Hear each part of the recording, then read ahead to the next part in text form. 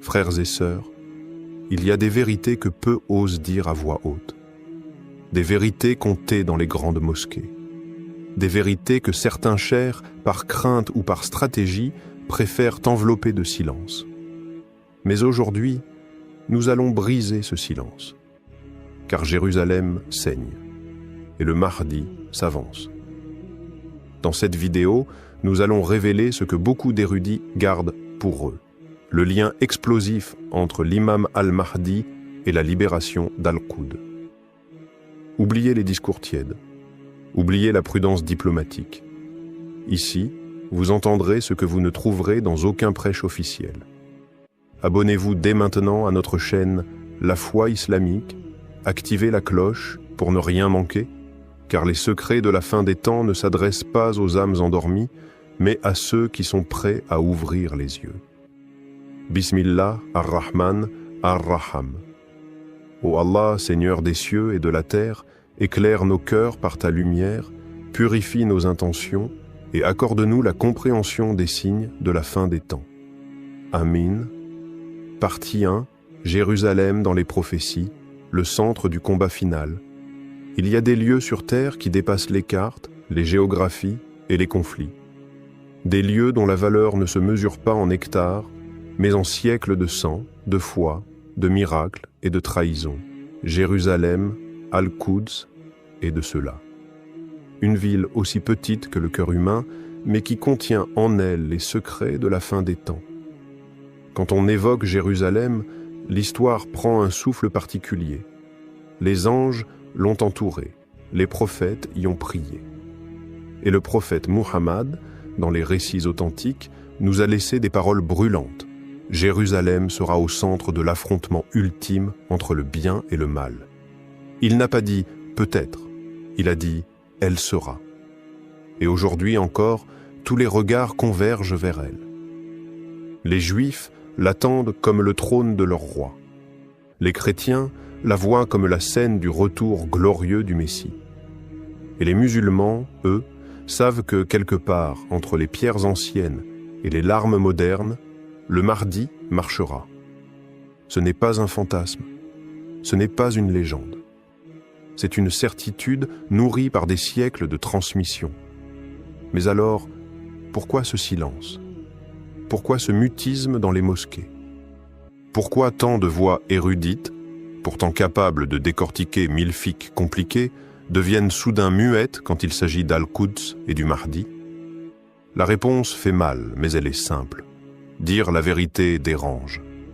Car dire que Jérusalem est au cœur de la mission du Mahdi, c'est admettre qu'un jour viendra où les pactes politiques tomberont. C'est reconnaître que l'ordre actuel du monde ne survivra pas à l'éveil prophétique. Et cela, ni les puissants ni leurs alliés religieux ne le souhaitent. On préfère donc nous parler de patience, de rester tranquille, de ne pas se précipiter. On nous présente la situation comme une simple épreuve du quotidien, un dossier parmi d'autres. Mais les hadiths nous disent autre chose. Ils nous disent que la terre d'Al-Quds sera foulée par les troupes ennemies, que des cris s'élèveront de ses murs, et que ce n'est qu'à ce moment précis qu'un homme se lèvera, inconnu, mais attendu par les cœurs sincères. Ce que peu comprennent, c'est que le Mahdi n'est pas une figure abstraite.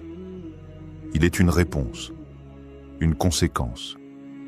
Il surgira par nécessité divine à un moment où l'oppression aura atteint son paroxysme, et Jérusalem sera le cri silencieux qui déclenchera cette réponse céleste.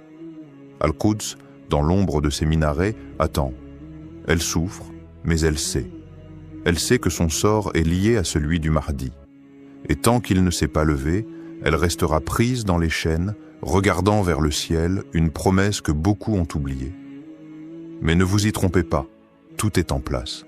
Les alliances se font, les trahisons s'organisent et les peuples s'agitent. Ce n'est pas l'histoire d'une ville, c'est l'histoire d'un monde qui s'effondre pour qu'un monde nouveau puisse naître. Et au centre de cette renaissance se tiendra Jérusalem. Partie 2. Le Mahdi, stratège militaire et guide spirituel. Oubliez les images édulcorées. Effacez ce que vous avez entendu dans les sermons tièdes et les discours aseptisés. le Mahdi ne viendra pas avec des pétales de rose. Il viendra avec la poussière des chevaux, le fracas des sabres et la détermination de ceux qui ne pactisent jamais avec l'injustice. Oui, c'est un homme de foi. Oui, c'est un homme de lumière. Mais il est aussi et surtout un chef de guerre, un stratège, un descendant du prophète, envoyé non pas pour apaiser les puissants, mais pour les faire tomber. Les hadiths le disent clairement. Il mènera des armées. Il sortira de Médine ou de la Mecque selon les versions, mais une chose est sûre, sa direction sera claire, Al-Qud, Jérusalem. Il ne marchera pas vers elle pour faire de la diplomatie, ni pour signer des trêves hypocrites. Il marchera vers elle pour libérer, et autour de lui, il n'y aura pas que des saints en méditation. Il y aura des croyants aguerris, des hommes debout, des âmes prêtes à sacrifier leur confort pour retrouver la dignité. Une armée non pas massive en nombre, mais pure en intention. L'armée du drapeau noir. Celle que redoute l'élite mondiale. Celle dont les noms ne sont pas dans les médias, mais dans les invocations du matin et du soir. Alors pourquoi les chers se taisent?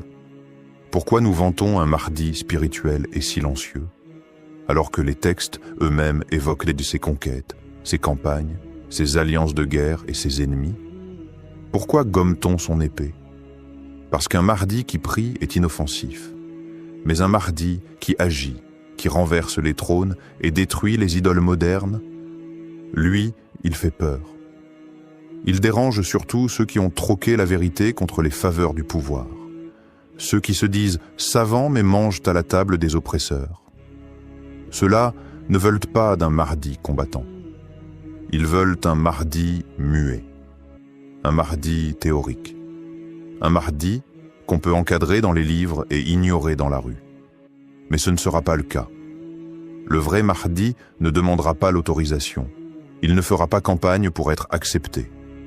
Il surgira, imposé par Allah, comme un séisme dont les tyrans eux-mêmes sentiront les vibrations avant même de voir son visage, et que personne ne s'y trompe.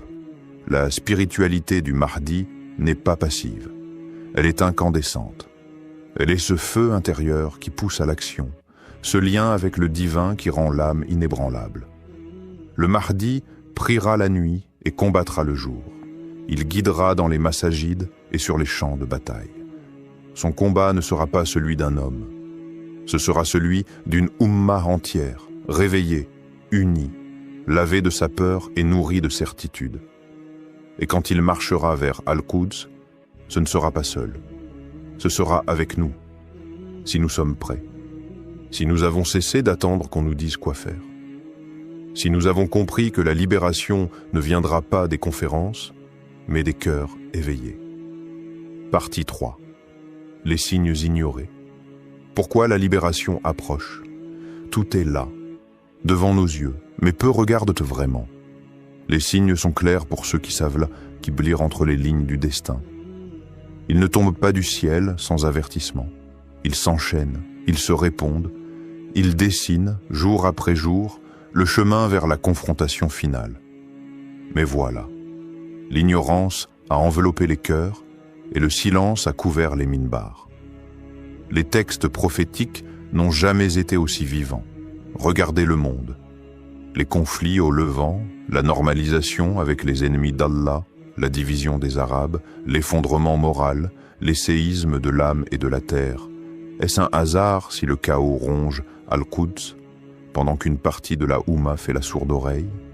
Les hadiths parlent du Khorasan, cette région à l'est, qui verrait surgir une armée de véritables croyants, marchant avec des cœurs de feu et des drapeaux noirs. Une armée qui ouvrirait le chemin au Mahdi. Cette prophétie semble lointaine. Pas tant que ça. Elle a commencé à se mouvoir dans l'ombre. Et ce feu à l'est dont le prophète aurait parlé? Certains y voient les desquemanalis, les explosions modernes, d'autres les soulèvements. Mais ce feu brûle bel et bien. Il consume les frontières des tyrans et réveille les âmes oubliées. Il annonce un basculement. Mais pourquoi tant de prêcheurs ne relient-ils pas ces signes à notre époque? Pourquoi évite-t-il ces sujets comme s'ils étaient toxiques? Parce que parler des signes, c'est réveiller les gens. Et réveiller, c'est déranger l'ordre établi. Un ordre fondé sur l'oubli, l'obéissance aveugle, la résignation. Dans combien de mosquées entend-on encore des prêches sur la patience, sur la soumission, sur le fait d'attendre sans jamais bouger? Pourtant, le croyant n'est pas un spectateur. Le croyant est un acteur des prophéties. Et chaque signe qui apparaît n'est pas un fait divers, c'est une alerte. Il y a une vérité qu'on ne dit pas, se taire sur les signes, c'est trahir. C'est priver les musulmans de leurs repères. C'est les livrer désarmés à un monde qui les broie. C'est leur faire croire qu'Allah n'a pas laissé de guide pour ces temps obscurs, alors qu'il a tout tracé à travers les paroles de son messager. La Oumma doit se préparer, mais pas dans le sommeil, pas dans l'attente passive d'un miracle qui viendrait sans douleur. Elle doit se lever avec intelligence, avec lucidité. Comprendre les événements, décrypter les alliances, relier les actes des puissants aux prédictions du prophète. C'est cela, la vraie préparation. Car l'ennemi, lui, ne dort pas. Il lit nos textes mieux que nous. Il connaît nos prophéties. Il sait ce qui approche. Et c'est pour cela qu'il accélère. Il veut retarder l'inévitable. Il veut s'infiltrer même dans nos lieux sacrés. Il veut nous rendre aveugles aux signes et sourds aux appels du ciel. Mais il y aura toujours ceux qui voient, ceux qui entendent, ceux qui préparent sans bruit. Et le Mahdi ne surgira pas dans le vide. Il viendra au moment où la conscience aura atteint un seuil critique. À ceux qui espèrent sans agir, il est temps d'ouvrir les yeux. À ceux qui agissent sans foi, il est temps de purifier les intentions. Et à ceux qui se taisent sciemment, il est temps de craindre Allah plus que les hommes. Partie 4. Ce que les chers nous cachent vraiment, ils portent la robe de l'autorité. Ils montent sur les minbars, ils récitent les versets avec éloquence. Mais derrière leur discours bien rodé, certains chers ont troqué la lumière pour les dorures du pouvoir. Ils ne guident plus, ils endorment. Ne te méprends pas. Ce n'est pas une attaque contre les savants sincères, ceux qui craignent Allah en vérité et pleurent la nuit pour cette Ummah. Non. Il s'agit ici de ceux qui ont vendu leur silence aux puissants, ceux qui détournent le regard quand la justice est piétinée, ceux qui transforment la religion en calmant pour les masses. Ils savent. Ils ont lu les hadiths. Ils connaissent les signes. Mais ils n'en parlent pas. Pourquoi? Parce que parler du Mahdi, c'est remettre en cause l'ordre établi. C'est exposer les alliances perfides avec les ennemis de l'islam.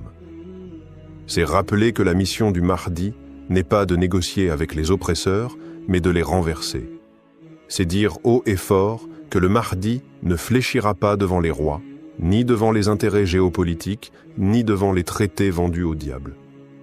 Mais eux préfèrent dire « ce n'est pas encore le temps », ou encore « parler du Mahdi, c'est semer la fitna ». Non, frères et sœurs, le vrai trouble, c'est le mensonge. Le vrai chaos, c'est de rester muet face à la trahison. Ce qu'ils veulent vraiment, ces pseudo-savants, c'est maintenir le peuple dans un sommeil profond, un islam folklorique, un islam d'apparence, un islam qui récite mais ne se lève pas, un islam qui pleure Jérusalem, sans jamais se demander comment la libérer. Mais le Mahdi ne vient pas pour plaire. Il ne viendra pas flatter les émotions ou nourrir les illusions. Il viendra pour purifier, et cette purification sera douloureuse. Elle passera par l'effondrement de ce qui est corrompu, par le dévoilement de ceux qui se sont cachés derrière le Coran pour mieux trahir la vérité. Il renversera les trônes souillés. Il brisera les chaînes mentales. Il rendra aux gens la parole vivante, celle qui libère et non celle qui asservit. Il restaurera la justice prophétique, celle qui dérange les tyrans et réveille les humbles. Et la première étincelle de cette purification jaillira à Jérusalem. Cette ville prise en otage par l'injustice, piétinée par l'oppresseur, souillée par le silence complice. Le Mahdi ne viendra pas y faire la paix avec les colons. Il viendra y établir la souveraineté d'Allah. Alors pourquoi ce silence?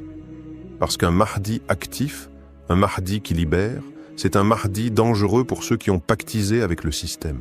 Un Mahdi qui rend le peuple conscient, c'est une menace pour les trônes fondés sur le mensonge. Un Mahdi qui appelle à se lever, c'est la fin de leur confort. Mais le temps viendra où le voile tombera, où la vérité ne pourra plus être étouffée. Et ce jour-là, ceux qui auront menti au nom de la religion seront confrontés à celui qu'ils ont tenté de cacher. Car le Mahdi n'est pas un mythe. Il est une certitude, une promesse, une réponse. Partie 5. Et si la libération avait déjà commencé? Et si nous avions tout mal compris? Et si le fracas des bombes sur Gaza n'était pas un cri de fin, mais le tambour d'ouverture d'un nouveau chapitre? Et si la poussière des ruines était en réalité la terre retournée par les anges pour y faire pousser les graines de la délivrance? Jérusalem gémit, mais elle ne se tait pas. Ses murs blessés portent les stigmates d'un siècle de trahison, mais ses pierres vibrent encore du souvenir des prophètes. C'est elle qui a accueilli Ibrahim. C'est vers elle que s'est tourné Muhammad au début. Et c'est elle, encore, qui sera le théâtre du retour, du soulèvement, de la fin des illusions. Regarde autour de toi. Les signes sont là, mais ils ne prennent plus la forme que tu attendais. Le Mahdi ne viendra pas auréolé d'or et de chant. Il viendra à travers les flammes, la sueur, la douleur et l'endurance. Il surgira là où on ne l'attend plus, dans les yeux d'un orphelin qui ne baisse plus la tête, dans la voix d'une femme palestinienne qui défie un soldat armé, dans le cœur d'un jeune du Khorasan qui marche, les pieds nus, mais le regard rivé vers Al-Quds. Et si la libération avait déjà commencé, sans même que nous la voyions? Et si chaque martyr à Gaza était un verset vivant inscrit dans le grand livre de la résistance divine? Et si chaque soulèvement dans Jérusalem-Est était un pas du Mahdi que nous n'avons pas su entendre? Le silence des chairs ne peut plus enterrer les battements de cette génération. Une génération qui ne se contente plus de réciter les histoires. Elle veut devenir l'histoire. Elle veut porter l'étendard. Elle ne veut plus attendre que les portes s'ouvrent. Elle veut les enfoncer avec foi, même si elles sont gardées par 1000 pharaons. Le Mahdi ne vient pas pour flatter les discours bien pensants. Il vient briser les masques. Et Al-Quds sera le miroir. Ce miroir qui reflètera les croyants sincères et démasquera les traîtres. Il viendra, oui, avec ou sans l'accord des institutions. Il viendra, non pas dans les salons dorés, mais dans les ruelles sombres, là où le peuple prie sans rien attendre, là où les cœurs battent pour Allah seul. Et quand ses pas fouleront la terre bénie de Jérusalem, la ville le reconnaîtra. Elle reconnaîtra son odeur, elle reconnaîtra son regard. Car cette ville a vu les prophètes, elle a goûté leur sang, et elle attend son dernier libérateur comme on attend un souffle après l'asphyxie. Alors, prépare-toi, pas seulement en scrutant les cieux, mais en purifiant ton cœur, en te levant, en priant, en résistant, en croyant, car peut-être, tu es déjà, sans le savoir, un soldat de cette aube. Gloire à toi, ô Allah, toi qui sais ce que cachent les kolofs et les poitrines, toi qui connais les secrets des temps à venir. C'est entre tes mains que réside la victoire. C'est sous ton regard que les prophéties prennent vie. Et c'est par ta lumière que la vérité jaillira, même si les ténèbres l'encerclent. Nous avons vu dans ce voyage que Jérusalem n'est pas une simple ville. Elle est le cœur battant de la fin des temps. Le Mahdi n'est pas une légende lointaine, mais une réalité prophétique qui frappe à nos portes. Les chairs silencieux ne pourront pas étouffer le rugissement de la vérité. Et le réveil de la Oumma est peut-être déjà en marche, porté par des signes que seuls les cœurs éveillés peuvent lire. Alors, à toi qui m'écoutes, te contenteras-tu de rester spectateur? Ou te lèveras-tu, le cœur pur, les mains vers le ciel, prêt à faire partie de ce qu'Allah a choisi pour accompagner le guide promis? Qu'Allah fasse de toi un veilleur, un priant, un combattant par la foi. Qu'il te garde ferme lorsque le monde tremblera et qu'il t'accorde la vision de Jérusalem libérée. Si cette vidéo a touché ton cœur, abonne-toi maintenant à la foi islamique. Ici, nous ne vendons pas le silence. Nous révélons ce que d'autres taisent. Partage cette vérité. Réveille un frère, éveille une sœur. Et ensemble, marchons vers l'aube, là où Jérusalem verra se lever la promesse d'Allah. Chers frères et sœurs, aujourd'hui, vous allez découvrir un sujet que très peu osent aborder. Une confrontation prophétique, une bataille écrite dans les hadiths bien avant notre époque. Il ne s'agit pas d'un conflit ordinaire, mais d'un duel spirituel, eschatologique, entre la vérité et le mensonge, entre l'imam al-Mahdi et l'État d'Israël. Avant de plonger dans ces révélations bouleversantes, abonnez-vous à notre chaîne La Foi Islamique pour ne rien manquer de nos prochains épisodes sur les grands signes de la fin des temps. Ce que vous allez entendre aujourd'hui pourrait changer votre compréhension de l'actualité mondiale. Restez jusqu'au bout. Bismillah, Ar-Rahman Ar-Rahim. Louange à Allah, le Très-Haut, le détenteur des armées invisibles, le maître du destin et des prophéties. Partie 1. Les prophéties oubliées sur la confrontation avec Israël. Il existe dans la tradition prophétique des paroles que l'on récite sans toujours oser les méditer.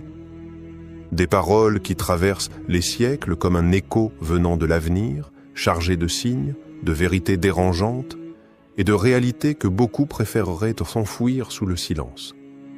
Parmi ces hadiths, il y a celui que rapportent plusieurs chaînes authentiques. L'heure ne viendra pas jusqu'à ce que les musulmans combattent les juifs. Le juif se cachera derrière un arbre ou une pierre. Et l'arbre ou la pierre dira « Ô musulmans, serviteurs d'Allah, voici un juif derrière moi, viens le tuer. » Sahih Muslim. À première lecture, ce hadith choque. Il dérange parce qu'il parle d'un affrontement. Mais ce n'est pas un appel à la haine, ni un encouragement à la violence aveugle.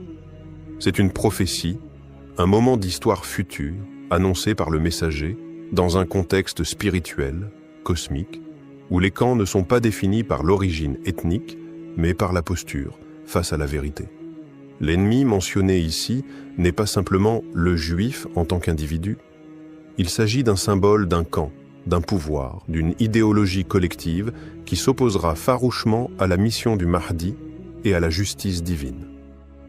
D'ailleurs, ce hadith ne parle pas d'un conflit ethnique, mais d'un affrontement eschatologique entre les forces de la foi et celles de l'arrogance ultime dans les derniers instants de ce monde. Ce qui est saisissant dans cette prophétie, c'est l'intervention de la nature elle-même, les pierres, les arbres, des éléments inertes, silencieux, vont se mettre à parler. Pourquoi? Parce que l'injustice sera telle que même la création d'Allah ne pourra plus rester passive. L'arrogance humaine aura dépassé toutes les limites. Et alors, la terre elle-même choisira son camp. Ce hadith, souvent mal interprété ou utilisé par certains pour justifier des discours extrémistes, doit être replacé dans le cadre des grands signes de l'heure. Le Mahdi apparaîtra à une époque où le monde aura sombré dans l'obscurité. Les oppresseurs seront puissants, organisés, dotés de technologies avancées et soutenus par des alliances mondialement établies. L'État d'Israël, qui aujourd'hui occupe la terre bénie d'Al-Qoud, deviendra l'un des centres nerveux de cette opposition finale. Et dans ce tumulte mondial, la prophétie se réalisera. Les musulmans ne chercheront pas cette guerre, mais elle leur sera imposée. Le Mahdi ne sera pas un conquérant avide de pouvoir, mais un restaurateur de l'ordre divin qui devra affronter ceux qui auront refusé la paix et la justice. D'autres hadiths, moins connus mais tout aussi puissants, renforcent cette idée. Le prophète aurait dit « Une armée viendra de la région du Hijaz. Rien ne pourra l'arrêter jusqu'à ce qu'elle atteigne Bayt al-Maqdis. » Ce hadith, bien que sujet à discussion chez les savants, laisse entrevoir une avancée inexorable des forces du bien vers le centre de l'oppression. La confrontation avec Israël ne sera donc pas un accident politique ou militaire. Ce sera l'accomplissement d'un décret divin, un scénario écrit par Allah pour rétablir la balance. Ceux qui auront dominé par la ruse, l'oppression et la corruption verront s'abattre une justice qui ne vient ni des missiles, ni des nations, mais du ciel lui-même. Dans cette prophétie, ce ne sont pas seulement les armes qui parleront, c'est la terre elle-même qui jugera. Le silence des siècles se brisera. Les arbres dénonceront, les pierres parleront. Le monde matériel, longtemps utilisé comme outil d'oppression, deviendra témoin à charge contre ses propres tyrans. Et si cette prophétie nous est parvenue aujourd'hui, ce n'est pas pour nous divertir ou nous effrayer, mais pour nous préparer. Partie 2. Le rôle stratégique de Jérusalem dans la venue du Mahdi. On pourrait croire que Jérusalem est une simple ville, perchée sur quelques collines, prise entre les sables du désert et les vents méditerranéens. Mais ceux qui s'arrêtent à la surface ignorent que cette ville est un nœud céleste, un point de jonction entre le ciel et la terre. Elle ne dort jamais, même lorsque ses ruelles sont silencieuses. Elle entend, elle porte, elle attend. Depuis des millénaires, Jérusalem est le théâtre d'affrontements qui semble dépasser les enjeux humains. Elle est mentionnée dans la Torah, glorifiée dans les évangiles et vénérée dans le Coran comme la première Qibla des musulmans. C'est là qu'eut lieu le miracle de l'Isra et du Miraj, lorsque le prophète Muhammad fut transporté de la Kaaba à Al-Masjid al-Aqsa avant de s'élever vers les cieux. Et ce n'est pas un hasard, car le voyage du Mahdi commence là où celui du prophète a culminé, à Jérusalem. Jérusalem est le centre spirituel de la fin des temps. Les hadiths décrivent que l'imam al-Mahdi établira la justice sur terre et qu'une confrontation décisive avec les forces ennemies, notamment l'armée du Dajjal, s'y produira. Pourquoi Jérusalem? Pourquoi cette ville en particulier? Parce que Jérusalem est la ligne de fracture entre les puissances terrestres et les vérités célestes. C'est là que se révélera le mensonge global, et là aussi que triomphera la lumière du Mahdi. En réalité, ce ne sont pas les roquettes, les tanks ou les politiques qui déterminent le destin de cette ville. C'est une promesse divine. Et chaque jour qui passe rapproche son accomplissement. Israël, en s'imposant sur Jérusalem, croit tenir un bastion. Mais la prophétie dit tout autre chose. Le prophète a affirmé « Un groupe de ma communauté ne cessera de se battre pour la vérité, victorieux, jusqu'à ce que vienne l'ordre d'Allah alors qu'ils seront à Jérusalem. » Muslim, Ahmad. Ces gens-là seront les précurseurs. Ceux qui, selon certains avis, accueilleront le Mahdi et lui prêteront allégeance à Jérusalem, ou juste avant. C'est un lieu de ralliement, un point d'union pour la vérité. La ville devient un mihrab eschatologique, un endroit vers lequel converge la prière des cœurs sincères et la stratégie des anges. Mais aujourd'hui, Jérusalem est déchirée. Elle est occupée, surveillée, militarisée. Pourtant, c'est dans cette oppression que les signes se multiplient. Des jeunes résistants qui, sans armes ni stratégie, affrontent les puissances armées. Des miracles cachés dans les ruelles de la vieille ville. Des voix de muezzin qui continuent de s'élever malgré les murs. Tout cela annonce que le sol est vivant. Il prépare quelque chose. Et ce quelque chose, c'est l'arrivée d'un homme, guidé non pas par les intérêts d'une nation ou d'un groupe, mais par la lumière d'une mission divine. Le Mahdi ne choisira pas Jérusalem comme un stratège choisit un champ de bataille. Il y sera attiré, guidé, appelé, car c'est là que l'histoire se dénoue, que les secrets s'accomplissent. Le rôle stratégique de Jérusalem ne se comprend qu'à la lumière des hadiths. C'est là que Jésus, Issa, descendra, là que le Dajjal sera tué, là que la prière derrière le Mahdi aura lieu. Le cœur du monde bat à Jérusalem, même si la planète semble l'ignorer. Ce n'est donc pas une ville parmi d'autres. C'est le point final et initial de l'histoire prophétique. Et lorsque les tensions y atteindront leur paroxysme, ce ne sera pas un chaos sans sens, mais la preuve que le plan divin s'active. Lentement, sûrement. Partie 3. Le Mahdi est l'armée des croyants face à l'État sioniste. L'accomplissement d'un décret divin. Il viendra un jour où le monde sera forcé de choisir son camp. Ce ne sera pas un choix entre deux drapeaux, ni entre deux idéologies politiques. Ce sera un choix entre la lumière et l'ombre, entre ceux qui auront reconnu la vérité venue d'Allah et ceux qui auront préféré la dominer, la falsifier ou l'éteindre. Lorsque le Mahdi apparaîtra, il ne le fera pas dans le confort ni dans la paix. Il surgira dans un monde brisé, un monde où l'oppresseur sera célébré et où les peuples soumis vivront dans le silence et la peur. C'est dans ce décor que se lèvera l'armée des croyants.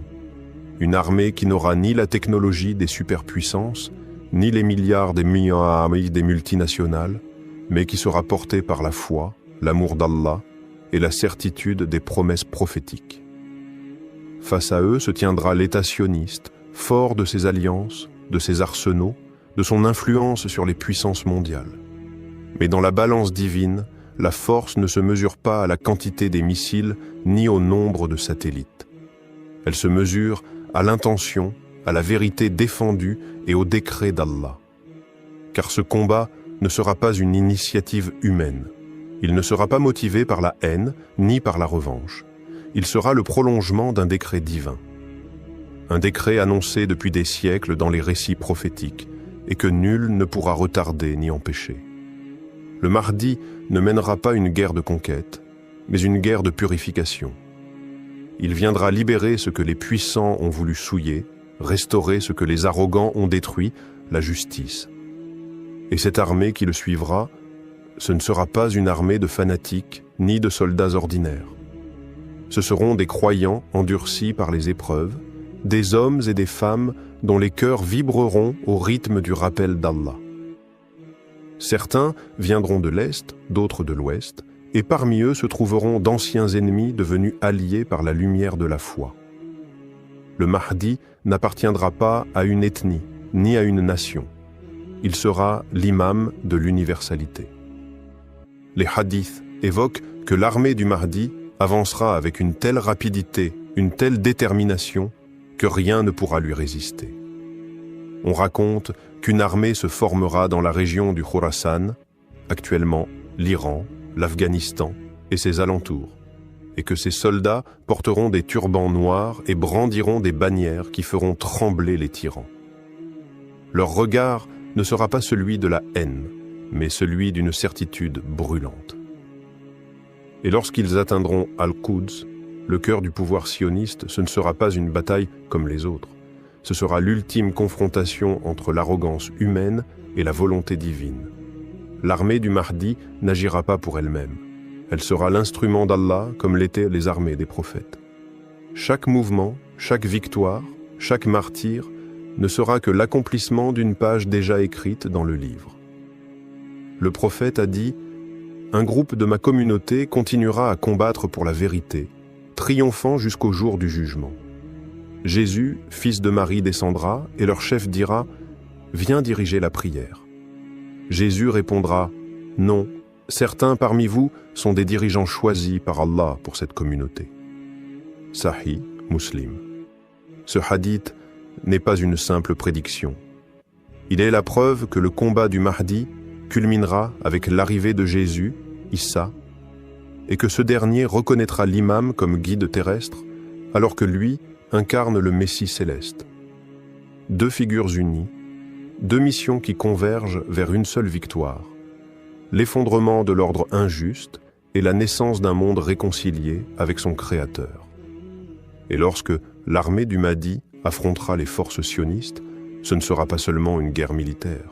Ce sera une rupture avec l'histoire telle qu'on la connaît, un basculement du pouvoir, une vérité insupportable pour les tyrans, mais libératrice pour les opprimés.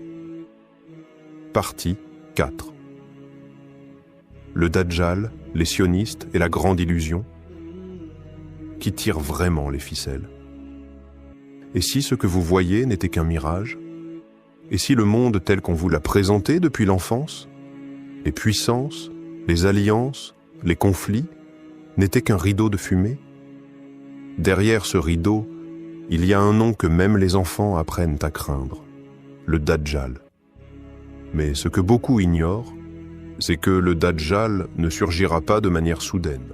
Il ne tombera pas du ciel, il ne sortira pas du néant. Son système est déjà en marche. Il a ses pions, ses relais, ses ingénieurs, ses architectes, et dans les rouages de cette machine obscure, le sionisme joue un rôle central. Le Dajjal, que le prophète a décrit comme l'ultime épreuve de l'humanité, est le maître de l'illusion. Il montrera le paradis et ce sera l'enfer. Il montrera l'enfer et ce sera le paradis. Il parlera de paix, mais il sèmera la guerre. Il promettra les saluts, mais livrera les âmes à la perdition. Son arme la plus redoutable, ce n'est pas la force brute. C'est la manipulation de la perception. Et aujourd'hui, le monde est prêt. L'homme ne croit plus ce qu'il voit avec son cœur, mais ce que lui disent les écrans. Les vérités sont tordues, les mensonges maquillés en dogmes. On glorifie les puissances qui bombardent, on diabolise les peuples qui résistent. On appelle cela la diplomatie, la démocratie, le progrès. Mais est-ce vraiment cela? Le prophète Muhammad a dit « Il n'y a pas de tribu à qui le Dajjal ne sera pas envoyé ».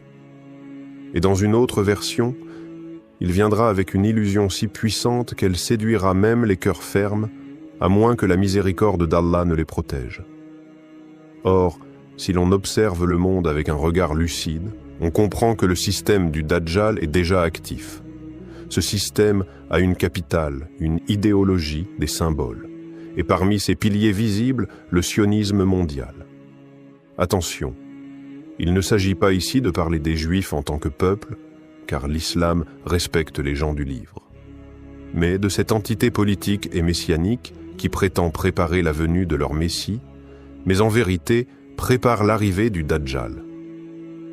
Les symboles sont là, l'œil unique que l'on retrouve dans les logos, les statues, les films, le contrôle global, les réseaux de surveillance, la digitalisation extrême, la fusion entre l'homme et la machine, tout cela vise à créer une humanité sans spiritualité, une société où le Dajjal pourra régner sans résistance. Et ce n'est pas un hasard si l'État sioniste s'impose aujourd'hui comme un centre technologique mondial, contrôlant des données, des intelligences artificielles, des laboratoires. Ce n'est pas une question de progrès, c'est une guerre contre la vérité. La confusion est telle que ceux qui parlent du Mahdi sont considérés comme dangereux. Ceux qui dénoncent le faux sont qualifiés d'extrémistes. Mais ce que le système ne comprend pas, c'est que le plan divin dépasse ses calculs. Et le Dajjal, malgré sa puissance, est prisonnier d'un délai fixé par Allah. Il apparaîtra, il séduira, mais il sera anéanti. Par Jésus, Issa, dans une scène qui aura lieu non loin de Jérusalem, après qu'il ait tenté de s'imposer comme le Messie attendu. Alors, qui tire les ficelles? Qui contrôle les récits médiatiques, les alliances politiques, les guerres ciblées? Ce n'est pas toujours visible. Mais les croyants savent que derrière les murs, derrière les discours, un empire de l'ombre opère. Et ce que le Mahdi viendra détruire, ce n'est pas seulement une armée, mais toute une matrice fondée sur le mensonge. Le vrai combat est invisible, mais il se rapproche. Partie 5. Le triomphe final. Quand la justice divine s'abat sur l'oppression, le vent souffle doucement sur les terres sacrées de Jérusalem, mais ce n'est plus le vent que nous connaissons.